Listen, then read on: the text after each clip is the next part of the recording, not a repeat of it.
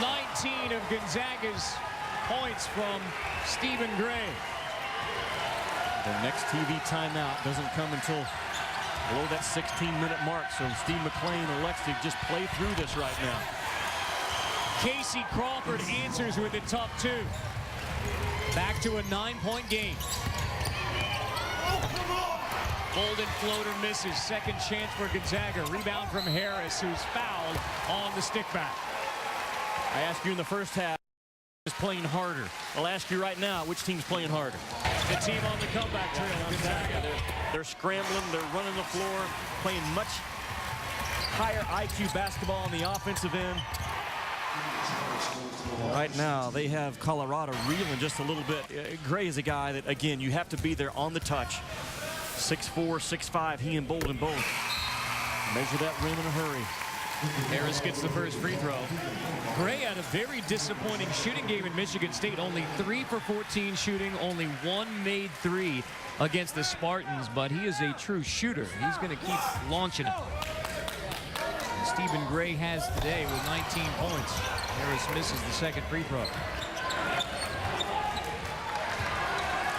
Down to an 8-point game. Colorado led by as many as 15 in the first half. And again, shooters all over the floor for Colorado. So this zone needs to be stretched out for Gonzaga. Tomlinson misses a top 2. Bolden fighting for the rebound. I didn't like the shot by Tomlinson. I like your description of tough 2. I did not like the attempt. Thanks. Olenek shot fake. Finger rolls it in for the 6'11" native of British Columbia. And that timeout, that next dead ball can't come quick enough right now for Steve McLean and the Buffaloes.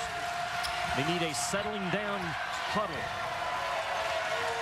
I'm going to go listen to it and see if that's what Steve McLean tries to accomplish. Tomlinson to a cutting Keegan Hornbuckle. Now Corey Higgins, floater in the lane, goes. Big 2 for Colorado. Just go make a play, huh? At some point in time in every ball game, you need your best player to just go make a play. That's what Higgins did. Higgins has 6 in the early going of the second half. Olenek swatted away by Crawford. Higgins again. And 1.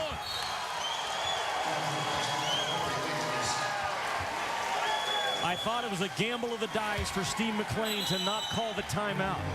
But he trusted his best player, Corey Higgins, to make enough plays to get us to the next timeout. Higgins stepped up and did it, and the Buffs are still up 10.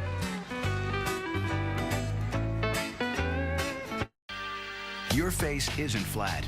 It has angles, curves, and corners. That's why Remington invented the affordable Pivot and Flex technology shavers. With necks that pivot and heads that flex in all directions. And the new Remington 8-in-1 personal.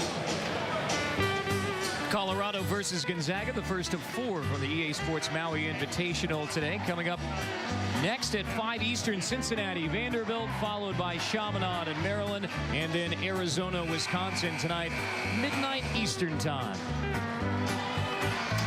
Dave Odom was matching up against Vanderbilt just a couple years ago. He is now the chairman of the Maui Invitational, the former South Carolina and Wake Forest head coach. Boy, what a tough job for Dave, the tournament director of the EA Sports Maui Invitational. It has the respect of all the coaches across the nation in college basketball. And it's interesting when they would come into practice, they would seek out Dave Odom and shake his hand, congratulate him on being a part of this wonderful tournament.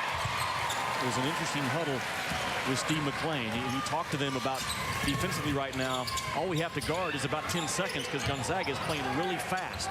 So if you lock in for 10 or 12 seconds and rebound the basketball, we're okay. He applauded Higgins the last 90 seconds to step up and take control of the team for us, just like he did going into the timeout. In the second half, Corey Higgins 8 points in the first 5.5.